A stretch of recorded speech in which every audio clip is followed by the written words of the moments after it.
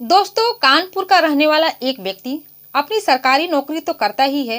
इसके साथ साथ वो अपने इकलौते बेटे का अच्छे तरीके से परवरिश करता है और अच्छी शिक्षा भी देता है। धीरे धीरे जब उसका बेटा बड़ा होता है, बड़े होने के बाद कुछ पैसे कमाने लगता है। इसके बाद जब जब कुछ पैसे कमाने लगता है तो उसकी शादी कर दी जाती है। जब शादी हो जाती है तो शादी के 5 साल के बाद उसके 2 बच्चे हो जाते हैं। और जेहू 5 साल का वक्त बीतता है, इस समय के पहिया ने एक ऐसा मोड़ लेता है जिससे कि उसकी पूरी घर ही गुजर जाता है। और जब इसका खुलासा पुलिस इसका जब खुलासा करती है तो लोग भी इसके बारे में सुनकर हैरान और परेशान हो जाते हैं। तो दोस्तों, आज की जो कहानी है बेहद दर्दनाक कहानी है, आपको हैरान परेशान कर देने वाली कहानी है। तो आइए जानते हैं इस कहानी की पूरी जानकारी इस वीडियो के माध्यम से कि इस कहानी में होता क्या है। तो मैं हूं ज्योति कुशवाहा और आपका ज्योति वॉइस चैनल में स्वागत है। उम्मीद करती हूं कि ज्योति वॉइस की सभी फैमिली अच्छी होगी और अपना ख्याल रख रही होगी। वीडियो में आगे बढ़ने से पहले आप लोग से मेरी यही रिक्वेस्ट है, जो कोई भी भाई बहन मेरे चैनल पर नए हैं तो वीडियो को लाइक कर दीजिएगा, शेयर करिएगा और मेरे चैनल को प्लीज सब्सक्राइब जरूर करिएगा, ताकि आपके साथ और सपोर्ट से कुछ होने वाला, जब आप लोग अपना साथ और सपोर्ट नहीं करेंगे तो मैं आगे नहीं बढ़ सकूंगी। इसलिए आप लोग से मेरी यही रिक्वेस्ट है कि मेरे चैनल को सब्सक्राइब जरूर कर दीजिएगा। तो दोस्तों, आज की जो सच्ची घटना है, ये घटना है उत्तर प्रदेश का एक जिला पड़ता है कानपुर, और इसी कानपुर का एक थाना पड़ता है नौबस्ता। इसी नौबस्ता थाने के अंतर्गत एक इलाका आता है किदवई। इसी किदवई गांव का रहने वाला प्रतीक, जिसकी उम्र 30 साल के आसपास, प्रतीक शर्मा के एक पत्नी होती है नेहा शर्मा की उम्र 27 साल के आसपास होती है। प्रतीक के 2 बच्चे होते हैं, जो कि मेडिकल स्टोर चलाता है। दरअसल जो प्रतीक होता है ठीक ठाक पैसे कमा लेता है, इतना पैसा तो कमा लेता है कि वो अपने परिवार के अच्छे तरीके से परवरिश कर सके। मैं बात कर रही हूँ 7 मार्च 2024 के शाम को लगभग, जब प्रतीक रोजाना की तरह अपने मेडिकल स्टोर से अपने घर आता है। खाना खाने के बाद अपने कमरे में जाता है सोने के लिए। तभी उसकी पत्नी नेहा कहती है कि मैं चाहती हूँ कि 2-3 दिन के लिए अपने मायके चली जाऊं। इसके बाद प्रतीक भी कहता है कि ठीक है, तुम चली जाना। तब नेहा कहती है कि मैं चाहती हूँ कि आप मुझे मायके छोड़ने जाएं। इसके बाद 8 मार्च को सुबह सभी लोग नाश्ता करते हैं। नाश्ता करके प्रतीक तैयार होकर अपनी पत्नी और बच्चे को लेकर उसके मायके छोड़ने के लिए चला जाता है, जो कि नेहा मूल रूप से फैजाबाद की रहने वाली होती है। वहां पर जाने के बाद 2-3 दिन तक वहीं पर रुकता है और इसके बाद वो वहीं पर 2-3 दिन के लिए रुकता है। इसके बाद वो अपनी पत्नी और बच्चे को लेकर अपने गांव आने के लिए निकलता है। लेकिन जब गांव आने के लिए निकलता है तो लखनऊ शहर के जब पास आता है तो उसकी गाड़ी खराब हो जाती है, जिसकी वजह से प्रतीक अपने पत्नी और बच्चे को दूसरी गाड़ी के माध्यम से उसके घर भेज देता है और खुद कहता है कि जब मेरी गाड़ी ठीक हो जाएगी तो मैं शाम तक घर पे आ जाऊंगा। जब नेहा अपने दोनों बच्चों को लेकर अपने घर जाती है शाम के लगभग 4 बजे के आसपास, तो उसके जो पिता होते हैं पुनीत शर्मा, जब अपने बेटे प्रतीक को नहीं देखते हैं तो अपनी बहू से सवाल करते हैं कि प्रतीक कहाँ है। इस पर नेहा वही बात बता देती है कि उनकी गाड़ी खराब हो गई है। दरअसल जो उनकी गाड़ी ठीक हो जाएगी तो शाम तक घर पे आ जाएंगे। इसके बाद पुनीत शर्मा कुछ कहता नहीं है। जब सुबह का समय हो जाता है लेकिन प्रतीक घर पे नहीं आता है तो पुनीत शर्मा को चिंता सताने लगती है। इसके बाद वो अपनी बहू से बार बार यही सवाल कर रहे थे कि आखिर प्रतीक गया तो गया कहाँ, अभी तक घर पे वापस नहीं आया। अभी अपनी बहू से बात कर ही रहे थे और प्रतीक के मोबाइल पर भी कॉल लगा रहे थे, लेकिन प्रतीक के मोबाइल पर तो कॉल जा रहा था लेकिन कोई रिसीव ही नहीं कर रहा था, जिससे नेहा भी परेशान हो जाती है और अपनी बहू से ये बात पूछ ही रहे थे। तभी उनके मोबाइल पर एक मैसेज आता है प्रतीक का, और उस मैसेज में ये लिखा रहता है कि मेरी गाड़ी खराब हो गई है, मैं बाराबंकी में हूँ। दरअसल मेरी गाड़ी जब ठीक हो जाएगी तो मैं वापस आ जाऊँगा और मुझे यहाँ पर कुछ काम भी है, मैं अपना काम करके घर वापस जल्दी आऊँगा। जिसे पुनीत शर्मा जब इस मैसेज को देखते हैं तो उनकी भी तसल्ली हो जाती है। और वही मैसेज कुछ देर बाद नेहा के भी मोबाइल पर आता है। नेहा भी अपना मैसेज से करती है। दोनों को तसल्ली हो जाती है कि चलो पुनीत ठीक हैं, ये 2-3 दिन के बाद घर पे आ जाएंगे। लेकिन जैसे ही 1-2 दिन का समय बीतता है, नेहा के दोनों बच्चों की तबीयत खराब हो जाती है। और जब तबीयत खराब हो जाती है तो बच्चों के इलाज कराने के लिए वो शहर आती है। जब शहर आती है तो शाम का समय हो जाता है, लेकिन नेहा भी गायब हो जाती है। नेहा और उसके दोनों बच्चे भी, शाम से रात हो जाता है लेकिन घर पे नहीं जाते हैं। इधर जो प्रतीक के पिता होते हैं पुनीत शर्मा, उनको अपने बहू और दोनों बच्चे की चिंता सताने लगती है, साथ में अपने बेटे की भी चिंता सताने लगती है, क्योंकि ना ही उनका बेटा घर पे लौटा था, ना ही उनकी बहू और ना ही उनके पोते। इस पर प्रतीक के मोबाइल पर तो कॉल कर ही थे, साथ में नेहा के मोबाइल पर भी लगातार कॉल लगा रहे थे, लेकिन दोनों का नंबर स्विच ऑफ आ रहा था। इसके बाद बेहद परेशान हो जाते हैं। प्रतीक के जितने भी रिश्तेदार होते हैं, उसके जानने वाले होते हैं, सभी के मोबाइल पर कॉल लगाते हैं, लेकिन कहीं से भी कुछ पता नहीं चलता है। ऐसे ही लगभग 2-3 दिन का समय बीत जाता है। इसके बाद जब वो थक हार जाते हैं तो पास के ही नौबस्ता थाने जाते हैं और थाने में जाकर अपनी पत्नी, अपनी बहू, बेटे और दोनों बच्चों के खिलाफ मुकदमा दर्ज कराते हैं गुमशुदगी का। जो पुलिस होती है मुकदमा तो दर्ज कर लेती है, लेकिन इसके बारे में छानबीन नहीं करती है। दरअसल उस समय होली का त्यौहार चलता है, वो अपने कामों में लग जाती है और इन लोगों की तलाश ही नहीं करती है। ऐसे ही थाने के चक्कर काटते काटते पुलिस पुनीत को लगभग 10-12 दिन हो चुके थे, लेकिन वहां से उनको निराशा ही मिल रही थी। अब पुनीत को ऐसा लगने लगा था कि जो पुलिस से अपना काम नहीं करेगी। इसके बाद उसी इलाके के डीएसपी रविंद्र कुमार से बात करते हैं और पूरी घटना के बारे में बताते हैं। जब रविंद्र कुमार पूरी घटना सुनते हैं तो थाने में कॉल करके कहते हैं कि इनकी जो बात है, इनकी जो गुमशुदा रिपोर्ट है, उसको अच्छी तरह से जांच पड़ताल किया जाए, इन लोगों की तलाश किया जाए। जब थाने के लोग डीएसपी से डांट फटकार सुनते हैं तो इनकी छानबीन में लग जाते हैं। जब इनके छानबीन में लग जाते हैं तो छानबीन करने के बाद नेहा और प्रतीक के मोबाइल का कॉल डिटेल्स निकालते हैं। प्रतीक के मोबाइल का कॉल डिटेल्स निकालने पर उसमें तो कुछ ज़्यादा मिलता नहीं है, लेकिन नेहा का मोबाइल का जब कॉल डिटेल्स निकाला जाता है तो उसमें एक नंबर आता है जो कि पिछले कई महीनों से नेहा उस पर लगातार बात करती आ रही थी। जब उस कॉल डिटेल्स को चेक किया जाता है तो पता चलता है कि ये नंबर एक आयुष शर्मा नाम पर रजिस्टर्ड है। आयुष शर्मा जो कि बगल के ही इंदिरापुरम इलाके का रहने वाला होता है। जब पुलिस आयुष शर्मा के बारे में प्रतीक के पिता पुनीत शर्मा से पूछताछ करती है तो बताता है कि दरअसल ये ऑनलाइन दवाई का विक्रेता है और ये मेरे बेटे का दोस्त है, अक्सर मेरे घर पर आया जाया करता था। जब पुलिस आयुष शर्मा के घर जाती है तो आयुष शर्मा के पिता से उसकी मुलाकात होती है, जिनका नाम होता है विनोद शर्मा। जब विनोद शर्मा से पुलिस पूछताछ करती है आयुष के बारे में तो विनोद शर्मा बताते हैं कि मेरा बेटा 10 दिन के लिए राजस्थान गया था कि 10 दिन में वापस आ जाएगा, लेकिन अभी वो वापस नहीं आया है। इस पर पुलिस आयुष शर्मा को कॉल करती है।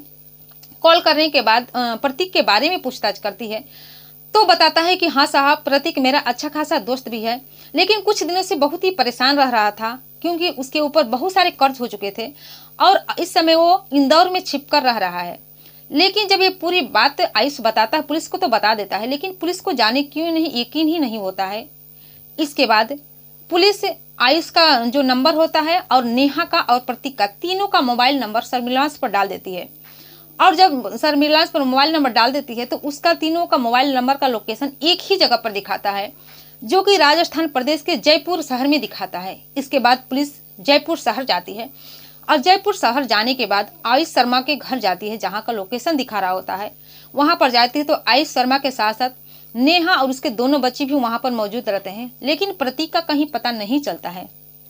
इसके बाद पुलिस आयुष को और नेहा उसके दोनों बच्चों को थाने लेकर आती है और थाने में लाने के बाद पूछताछ करने लगती है। पहले तो दोनों में से कोई कुछ बताता नहीं है, लेकिन पुलिस जब अपने तरीके से पूछताछ करती है तो नेहा पूरी बात सच बता देती है और इसके जब पूरी बात बताती है तो पुलिस भी सुनकर हैरान और परेशान हो जाती है, जो कि नेहा फैजाबाद की रहने वाली होती है। नेहा के पिता का नाम होता है अमृतलाल शर्मा और माता का नाम कनकलता शर्मा। इसके बाद नेहा के जो पिता होते हैं अमृतलाल के 2 बच्चे होते हैं, एक नेहा होती है और एक बेटा होता है। नेहा पढ़ने लिखने में बहुत ही होशियार रहती है और सुंदर भी रहती है। नेहा जब जवानी के दहलीज पर कदम रखती है तो उसके पैर लड़खड़ाने लगते हैं। इससे पहले कि कुछ गलती करती, अमृतलाल उसके लिए अच्छे रिश्ते की तलाश करने लगते हैं और देखते ही देखते उनकी तलाश भी पूरी हो जाती है। उनको प्रतीक शर्मा, जो कि किदवई इलाके का रहने वाला होता है, उनको मिल जाता है और दोनों की शादी बहुत ही अच्छे तरीके से कर दी जाती है। नेहा जब शादी करके अपने ससुराल आती है तो प्रतीक उसकी खूबसूरती देखकर उस पर फिदा हो जाता है। वो अपनी पत्नी को अच्छे तरीके से प्यार करने लगता है, उसको दुलारने लगता है, अच्छे तरीके से उसकी देखभाल करने लगता है और नेहा भी अपने घर में रहकर अपने पति, अपने ससुर की सेवा करने लगती है। जैसे तैसे करके 5 साल का समय गुजर जाता है, लेकिन 5 साल में नेहा प्रतीक के 2 बच्चे भी हो जाते हैं। लेकिन जब बच्चे बड़े होने लगते हैं तो जो प्रतीक कमा रहा था उससे उनका गुजारा नहीं हो पाता है, जिसकी वजह से परेशान रहने लगता है। एक दिन अपने पिता से कहता है, मुझे कुछ रुपए की ज़रूरत है, मैं मेडिकल स्टोर खोलना चाहता हूँ। जब उसके पिताजी पैसे की बात सुनते हैं तो प्रतीक को पैसे देते हैं और प्रतीक एक मेडिकल स्टोर खोल लेता है। जब मेडिकल स्टोर खोल लेता है तो कुछ डॉक्टरों से संपर्क करता है। जब डॉक्टरों की पर्ची उसके पास आने लगती है तो उसका अच्छा खासा मुनाफा होने लगता है, उसकी अच्छा खासा मेडिकल स्टोर चलने लगता है। अब किसी चीज़ की कोई कमी नहीं हो रही थी और एक दिन उसी के मेडिकल स्टोर पर आयुष शर्मा आता है, जो कि ऑनलाइन दवाई सप्लाई करता था। और आयुष शर्मा से प्रतीक शर्मा की दोस्ती हो जाती है, जो कि दोनों जाति बिरादरी के रहते हैं, इसलिए दोनों दोस्त हो जाते हैं और दोनों एक साथ बैठकर शराब भी पीने लगते हैं। देखते ही देखते एक दिन प्रतीक आयुष को अपने घर लेकर आता है। जब आयुष को अपने घर लेकर आता है तो आयुष उसकी पत्नी नेहा को देखकर, उसकी खूबसूरती पर को देखकर उस पर फिदा हो जाता है। लेकिन वो खुशी से कुछ कहता नहीं है। अब तो आए हर दिन आयुष नेहा के घर आता था। चूंकि जो नेहा का ससुर होते हैं उनका भी कोई काम नहीं होता है, इसलिए प्रतीक की ही दुकान पर जाकर बैठते थे। और इधर जो आयुष था उसकी पत्नी पर फिदा हो जाता है, नेहा को चाहने लगता है और उससे हंसी मजाक करने लगता है। और हंसी मजाक में ऐसी एक दिन कुछ ऐसी बातें कर देता है जिससे नेहा को समझते देर नहीं लगती है कि आयुष उससे चाहता क्या है। फिर नेहा भी अपने आप को रोक नहीं पाती है और वो भी आयुष से प्रेम करने लगती है, क्योंकि जो आयुष था अच्छा खासा कमा भी रहा था और देखने में प्रतीक से भी ज़्यादा हैंडसम होता है। धीरे धीरे उनका रिश्ता और आगे बढ़ता जाता है, दोनों एक दूसरे से प्रेम करने लगते हैं। अब तो घर में सिर्फ नेहा ही रहती थी, क्योंकि उसके ससुर और उसके पति अपनी दुकान पर मेडिकल स्टोर पर चले जाते थे और इधर आयुष आता था, नेहा के साथ समय बिताता था, उसके साथ मौज मस्ती करता था। लेकिन ये बात उसके परिवार को पता ही नहीं चलती है। कुछ महीने का समय बीत जाता है, लेकिन आसपास के जो लोग होते हैं उनको ये बात पता चल जाती है, उनके कानों में भनक लग जाती है और कुछ बातें करने लगते हैं। देखते ही देखते ये बात उड़ती उड़ती खबर प्रतीक को भी पता चल जाती है। लेकिन जब प्रतीक को पता चलती है तो एक दिन अपने घर आते हैं। घर आने के बाद आयुष को लेकर अपनी पत्नी नेहा से पूछताछ करने लगते हैं। इस पर नेहा बहुत ही सावधानी से जवाब देती है कि तुम कैसी बातें कर रहे हो, वो तुम्हारा दोस्त है, तुम उसको लेकर मेरे घर आए थे। अगर तुमको लगता है कि मैं ऐसी वैसी हूँ, तुम अपने दोस्त को मना कर दो, जरूर पड़ोसी ने तुम्हारा कान भर दिया है। जब इस तरह की बातें नेहा अपने पति से करती है तो प्रतीक भी समझ में आ जाता है कि जरूर पड़ोसी को कुछ गलतफहमी हुई है। इसके बाद वो अपनी पत्नी पर तो शक करना छोड़ देता है, लेकिन नेहा और भी सतर्क हो जाती है। अब जब भी कभी भी आयुष से मिलना होता वो घर पे नहीं मिलती, बल्कि होटल में जाकर मिलती थी।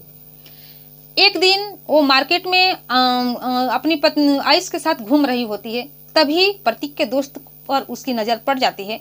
प्रतीक का दोस्त तुरंत कॉल करके प्रतीक को बताता है और जब प्रतीक को बताता है तो प्रतीक उस शाम जब अपने घर आता है तो काफ़ी ज़्यादा शराब पीकर आता है और घर आने के बाद आयुष को लेकर बात करने लगता है। इस पर जो उसकी पत्नी होती है नेहा तनकर जवाब देती है। जब इस तरह की जवाब देती है तो प्रतीक को गुस्सा आ जाता है और अपनी पत्नी को बहुत ज़्यादा मारता पीटता है। अब तो आए हर दिन कुछ न कुछ बातें पर प्रतीक अपनी पत्नी को मारने पीटने लगता। जब नेहा अपने पति से परेशान हो जाती है और जब भी उसको मारता था तो आयुष से पूरी बात बताती थी। धीरे धीरे नेहा अपने पति से नफरत करने लगती है और आयुष भी अपने दोस्त से नफरत करने लगता है, क्योंकि वो नहीं चाहता था कि आयुष प्रतीक नेहा को मारे। लेकिन एक दिन जब नेहा होटल में अपने प्रेमी आयुष से मिलने के लिए जाती है, उसके साथ मौज मस्ती करती है। जब कुछ समय बीतता है तो अपने प्रेमी आयुष से पूछती है कि बताओ, तुम मुझसे सच्चा प्यार करते हो या मेरे साथ ऐसे ही खिलवाड़ कर रहे हो। इस पर आयुष कहता है कि मैं तुम्हें सचमुच प्यार करता हूँ और तुमसे शादी भी करना चाहता हूँ। इस पर नेहा कहती है कि ये बात संभव नहीं है, क्योंकि मेरे जब पति तब तक जिंदा रहेंगे तब तक हम दोनों एक नहीं हो सकते। इस पर आयुष कहता है कि क्यों न जो हम लोगों के बीच में आ रहा है उसको भी रास्ते से हटा दिया जाए और इसमें जब तुम मेरा साथ दोगी तभी सफल हो पाएंगे। इस पर नेहा कहती है कि जो तुम्हें जो करना है करो, इसमें मैं तुम्हारे भरपूर साथ दूंगी। इसके बाद उसी होटल में दो लोग प्लान बनाते हैं प्रतीक को मारने के लिए और इसी प्लान के मुताबिक जो नेहा होती है 7 मार्च को अपने पति से मायके जाने के लिए बात करती है। 8 मार्च को अपने पति को लेकर और बच्चे को लेकर अपने मायके जाती है और मायके में जाने के बाद वो 2-3 दिन वहीं पर रुकता है। इसके बाद 10 मार्च को कहता है कि मैं 10 मार्च को यहाँ पर आऊँगा, तुम तैयार रहना, फिर हम लोग अपने गाँव के लिए निकल जाएंगे।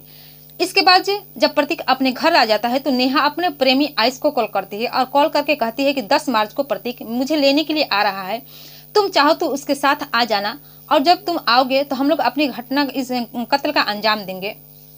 इसके बाद ठीक 10 मार्च के दिन जब प्रतीक तैयार कर अपने ससुराल जाने के लिए निकलता है तभी आयुष उसके घर पर आता है और कहता है कि आज मुझे कुछ काम नहीं है। इस पर प्रतीक कहता है कि जब तुम्हें काम नहीं हो तो क्यों ना हम लोग अपने ससुराल जा रहा हूँ वहाँ पर चलते हैं। इस पर आयुष भी तैयार हो जाता है और प्रतीक की गाड़ी पर बैठकर उसके ससुराल जाने के लिए फैजाबाद जाने के लिए निकल जाते हैं। लेकिन जैसे ही ये लखनऊ पहुँचते हैं तो आयुष कहता है कि क्यों ना यहाँ पर रहकर कुछ मौज मस्ती कर ले, शराब पी ले, इसके बाद कल सुबह निकलेंगे तुम्हारे ससुराल के लिए। इस पर प्रतीक भी तैयार हो जाता है और लखनऊ के ही एक होटल में दोनों जमकर शराब पीते हैं। जब जमकर शराब पीते हैं तो प्रतीक शराब पीकर जब बेसुध हो जाता है, इधर जो आयुष रहता है उसे किसी ने बता दिया था कि एक साथ कई शराब एक बोतल में भरकर उसमें कुछ नींद की गोली डाल देने से वो शराब जहर बन जाता है और उसे जो कोई भी पी लेगा उसकी मौत हो जाती है। इधर आयुष बहुत सारी शराब लेकर आया था और एक बोतल में डाल देता है, सबको एक में मिला देता है और उसमें 10-12 गोली नींद की डाल देता है और इसको मिलाकर अपने पास ही रख लेता है। जब सुबह होती है तो प्रतीक के साथ उसके ससुराल जाता है और ससुराल जाने के बाद नेहा और उसके दोनों बच्चों को लेकर अगले दिन वो कानपुर आने के लिए निकलते हैं। लेकिन जब कानपुर आने के लिए निकलते हैं, जब लखनऊ आता है तो नेहा अपने प्लान के मुताबिक कहती है कि मुझे लखनऊ शहर घूमना है। इसके बाद आयुष और प्रतीक दोनों भी तैयार हो जाते हैं और लखनऊ शहर घूमते हैं और एक होटल लेते हैं। उस होटल में सभी लोग उसी में शिफ्ट हो जाते हैं, उस रात को खाना वाना खाते हैं। इन लोगों को पता होता है कि जब आयुष खाना खा लेगा तो शराब की डिमांड करेगा और ठीक वैसा ही होता है। प्रतीक जब खाना पीना खा लेता है तो शराब की डिमांड करता है, जो कि आयुष अपने पास जो वही शराब रखा था वही शराब निकालकर प्रतीक को पीने के लिए देता है। प्रतीक जमकर शराब पीता है और शराब पीने के बाद वो जमीन पर गिर जाता है, शायद उसकी मौत हो जाती है। जब उसकी मौत हो जाती है तो जो नेहा और आयुष होते हैं वहीं पर मौज मस्ती करते हैं और फिर होटल के जो मैनेजर रहते हैं उसको कॉल करते हैं और कॉल करने के बाद एम्बुलेंस बुलाई जाती है। एम्बुलेंस बुलाने के बाद उसको प्रतीक को एक अस्पताल में भर्ती कराया जाता है, लेकिन वहाँ पर डॉक्टर उसको मृत घोषित कर जाता है। इसके बाद डॉक्टर पुलिस को भी कॉल कर देते हैं। पुलिस मौके पर पहुँचती है। जब नेहा से पूछताछ करने लगती है तो नेहा बताती है कि दरअसल ये जो मरे हैं मेरे पति हैं, इनकी शराब पीने से मौत हो गई है और जो आयुष को उनका छोटा भाई बताती है। इसके बाद पुलिस जो होती है प्रतीक की डेड बॉडी को पोस्टमार्टम के लिए भेज देती है और पोस्टमार्टम करने के बाद जब उसकी डेड बॉडी नेहा के पास आती है, नेहा अपने पति के डेड बॉडी को अपने ससुराल में नहीं ले जाती है बल्कि वहीं लखनऊ में ही उसका अंतिम संस्कार कर देती है और अपने बच्चे के सहित अपने ससुराल आ जाती है। जब ससुराल आती है तो प्रतीक के पिता पुनीत जब अपने बेटे को नहीं देखते हैं तो अपनी बहू से सवाल कर देते हैं, तो वो झूठ बोल देती है। इसके बाद जब अगले दिन उसका जो बेटा होता है प्रतीक अपने घर पे नहीं आता है तो बार बार अपने बहू से सवाल करते हैं, अपने बेटे के मोबाइल पर कॉल करते हैं, लेकिन जो नेहा होती है प्रतीक का मोबाइल अपने साथ में रखी होती है जो कि साइलेंट रहता है। जब उस पर बार बार कॉल करते हैं तो नेहा डर जाती है, कहीं उसकी जो सच्चाई है पकड़ी न जाए, कहीं राज खुल न जाए, जिसके वजह से प्रतीक के ही मोबाइल पर अपने ससुर के मोबाइल पर मैसेज डाल देती है और वही मैसेज अपने मोबाइल पर भी डाल देती है। इसके बाद प्लान के ही मुताबिक 2 दिन के बाद वो झूठ मूठ का बहाना कर देती है कि उसके बेटे की तबीयत खराब है और अपने ससुर से कहती है कि इलाज कराने के लिए शहर जा रही है, जिसके बाद उसके ससुर जी राजी हो जाते हैं और उसको शहर भेज देते हैं।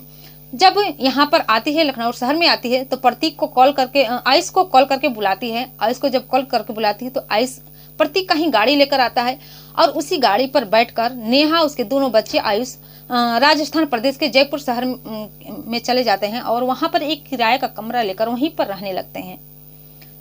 जब ये पूरी बात नेहा पुलिस को बताती है तो पुलिस भी सुनकर हैरान परेशान हो जाती है और पुलिस अपनी टीम के साथ लखनऊ शहर जाती है।